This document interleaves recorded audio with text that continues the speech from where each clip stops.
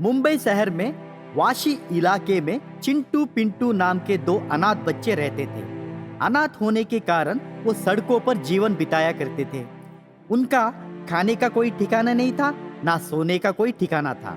सर्दी का मौसम था, उनके पास ओढ़ने के लिए कंबल भी नहीं था। वैसे ही सर्दी में कांपते हुए सोते थे। एक बार वाशी इलाके में एक ही साथ बहुत सारे अपार्टमेंट्स में चोरियां हुई। उस इलाके में प्रशासनकारी और पुलिस सबके ऊपर कड़ी निगरानी रखे।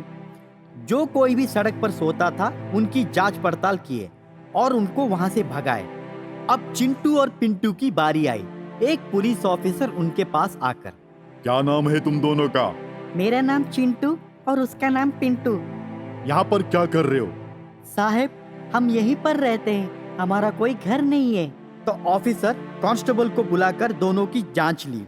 बाद में कांस्टेबल आकर पुलिस ऑफिसर से, साहब ये मासूम बच्चे हैं, इन्हें जाने दो। तो ऑफिसर दोनों के ओर देखकर अपने कांस्टेबल से, कामले, दोनों को ले आओ और गाड़ी में बिठाओ। पुलिस ने चिंटू और पिंटू को गाड़ी में बिठाए और उन दोनों को कुछ दिन के लिए बोस्टन स्कूल में रखे। बोस्टन स्कूल में भीड़ ज्यादा होने के कारण चिंटू और पिंटू को कुछ ही दिन में निकाला गया। चिंटू और पिंटू फिर से बेघर हो गए। वो दोनों मुंबई छोड़कर किसी और गांव में बसने का फैसला किए। बस में बैठकर वो एक निहायती छोटे से गांव में उतरे और वो चलते चलते जंगल के ओर निकल पड़े। घने जंगल में खूंखार जानवरों का भी सामना किए। बड़ी मुश्किल से वो दोनों जंगल पार किए। जंगल के बाहर उन्हें एक बांस की कुटिया दिखाई दी। थके मारे दोनों खाने की तलाश में बंद पड़े उस कुटिया के अंदर गए। कुटिया के अंदर जाकर देखे तो कोई नहीं था, पर पूरा घर सामान से भरा पड़ा था। खाने का सारा सामान था। 55 इंच वाला LED टीवी भी था, बहुत बड़ा फ्रिज, और उसमें चॉकलेट, आइसक्रीम और फल वगैरह भरे पड़े थे। एक आम आदमी आराम से जीने की सारी सुविधाएं उस कुटिया में मौजूद थी। चिंटू और पिंटू पहले से ही भूखे थे। बाद में वो भरपूर खाना खाए और टीवी लगाकर कार्टून भी देखने लगे। देखते देखते दोनों सो गए।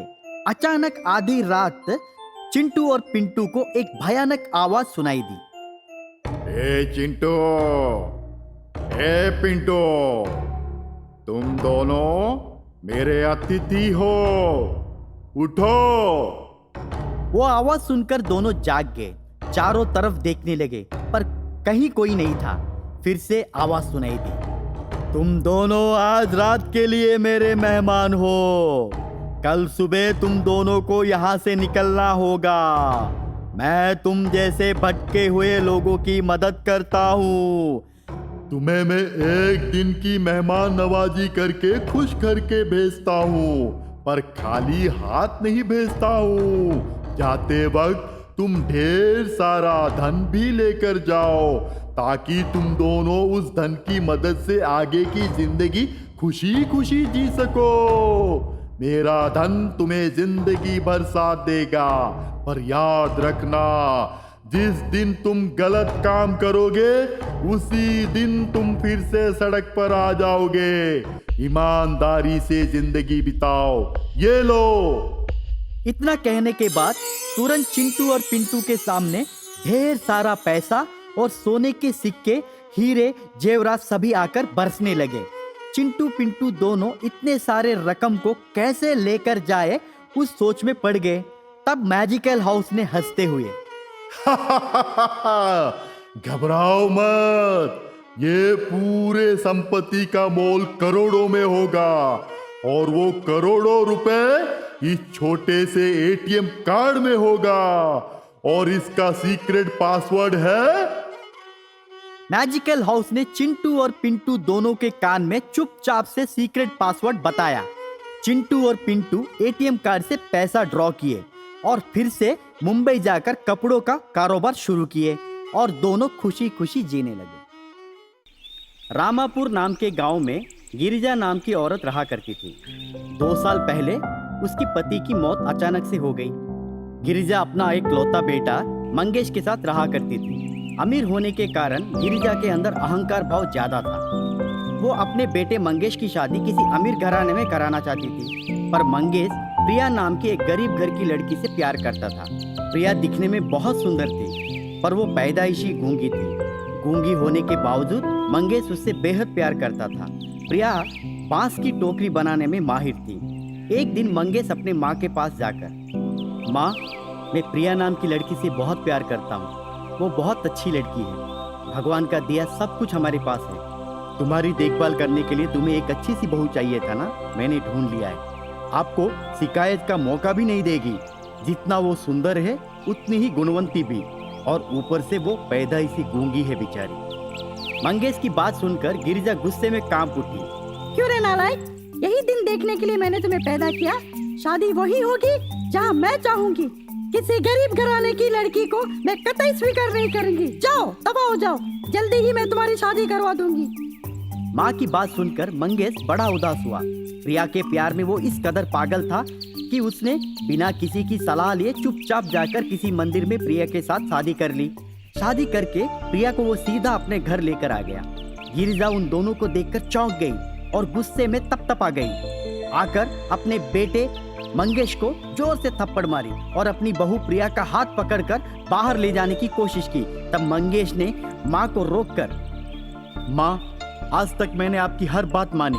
मैंने कभी आपको किसी बात के लिए जवाब तक नहीं दिया, पर मेरे प्रिया के साथ अगर आप बुरा बर्ताव किए तो मैं बर्दाश्त नहीं करूंगा।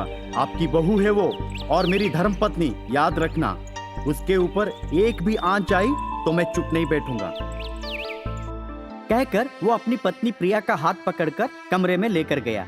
दिन बीतते गए। गिरिजा अपनी गूंगी बहू प्रिया के साथ बहुत नाइंसाफी करती थी, पर प्रिया कभी अपने पति को कानों कान खबर नहीं होने देती थी।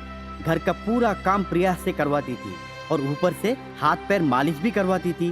गिरिजा अपने घमंड बर्ताव के वजह से अपना फैक्ट्री का कारोबार भी डुबा दी। देखते ही देखते मंगेश भी बेरोजगार हो गया। घर चलाना भी मुश्किल हो गया। गिरिजा भूख के मारे तड़पने लगी। सासू माँ का दुख देख न पाकर प्रिया जंगल जाकर बांस की लकड़ी लेकर आई और उस लकड़ी की मदद से बांस की टोकरियां बनाई और उन्हें ले जाकर नजदीकी मार्केट में बेचकर पैसा कमाई और उन कमाए हुए पैसों को सास के हाथ में दी। पैसे देखकर गिरिजा की आंखों में आंसू आ गए और रोती हुई प्रिया को गले लगाई। बेटी, मैं माफी का भी लायक नहीं हूँ। मैंने तुम्हारे साथ बहुत ज्यादती की। मैं तुम्हारे जैसे हीरे को परख नहीं पाई। तुम मेरे आंगन में तुलसी बनकर आई और मैं तुम्हें पराई समझ बैठी। हो सके तो मुझे माफ कर देना बेटी। सासू माँ की बात सुनकर प्रिया की आंखों में भी आंसू निकले और वो दोनों सास बहू गले लगाए। उन दोनों को देखकर मंगेश भी खुश हुआ। अब तीनों मिलकर बांस की टोकरियां बनाने में लग गए। गिरिजा प्रिया दोनों टोकरियां बनाने लगे और उन टोकरियों को मंगेश मार्केट ले जाकर बेचने लगा।